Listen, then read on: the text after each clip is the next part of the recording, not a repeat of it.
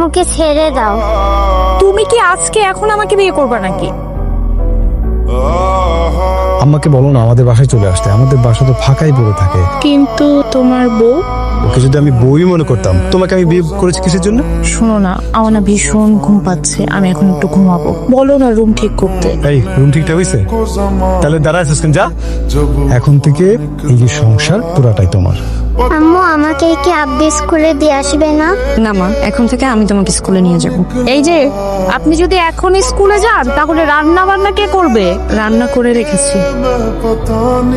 কেমন আছো তুমি? আমি অনেক ভালো আছি, তুই কেমন আছিস? ভালো আছি। কেমন আছেন ভাই? কৃষ্ণ পাইছে, একটু জলপানের ব্যবস্থা পান। কি ব্যাপার, আপনি এখনো দাঁড়ায় আছেন কেন? তাড়াতাড়ি যান, শরবত নিয়ে আসেন। আম্মু আমার স্কুলে দেরি হয়ে যাচ্ছে তো। দাঁড়িয়ে আছো কেন? যাও শরবত নিয়ে এসো। আমার ছেলে শরবত চাইছে, তুমি বুঝতে পারছো না? এটা তো সতীনের মেয়ে, আর এটাই সতীন। হ্যাঁ।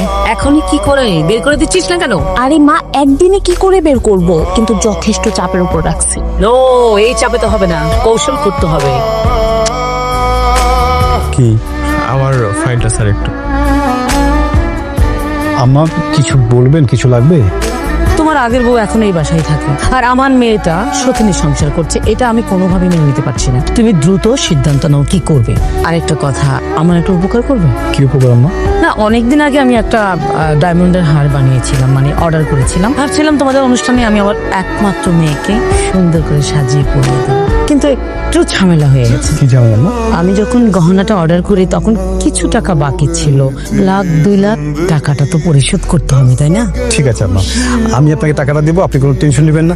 প্লিজ আম্মা ঘুমাতে যান, আপনি এমনিতেই অসুস্থ থাকেন। Thank you. দুলা ভাই, কি সব আজব প্রাণী যে ঘরের মধ্যে পোষেন, আর ও তো বড় হয়ে আপনার বিপক্ষে কথা বলবে। সাপের বাচ্চা তো সাপই হয়, বড় হয়ে ছোবলো দিকে। বড় হওয়ার আগেই এগুলার দুধ কলা দেওয়া পোষাটা বন্ধ করে। খবরদার! আপনি কাকে সাপের বাচ্চা বলছেন? ও সাপের বাচ্চা না, ও এই বাড়ির মেয়ে। আপনাদের চাইতে ওর এখানে বেশি অধিকার। আমি এখনই তুলিকে নিয়ে বেরোয় যাবো, কিন্তু একটা কথা মনে রাখ, আজকে এই বাড়ি থেকে আমার মেয়েটা না খেয়ে বেবিতেছে।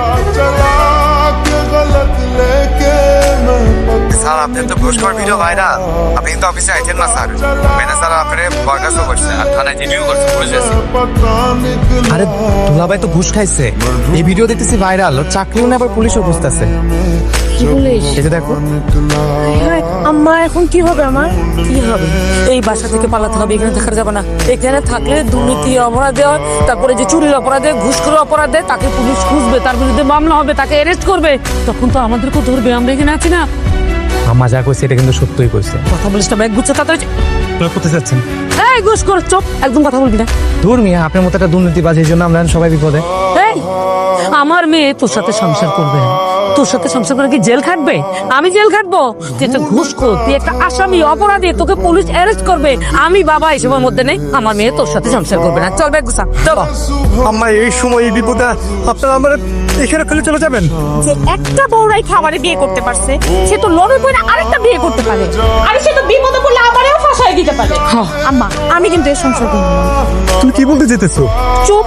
তোমার এখন কোনো চাকরি নাই, তুমি একটা মামলার আসামি। তোমার পুলিশ খুঁজতেছে, তার মধ্যে তোমার যে ভিডিও ভাইরাল হয়েছে, মানুষ তোমার চিঠি করতেছে। আমি তোমার সাথে কোনোভাবেই সংসার করব না। এই ঘুষখোরের সাথে কথা বলে সময় নষ্ট করা যাবে না। চল তাড়াতাড়ি চল। আপনারা স্যার আমার কেউ না, আমার আপনার বাসা আমার লোকের জায়গা না, বাসা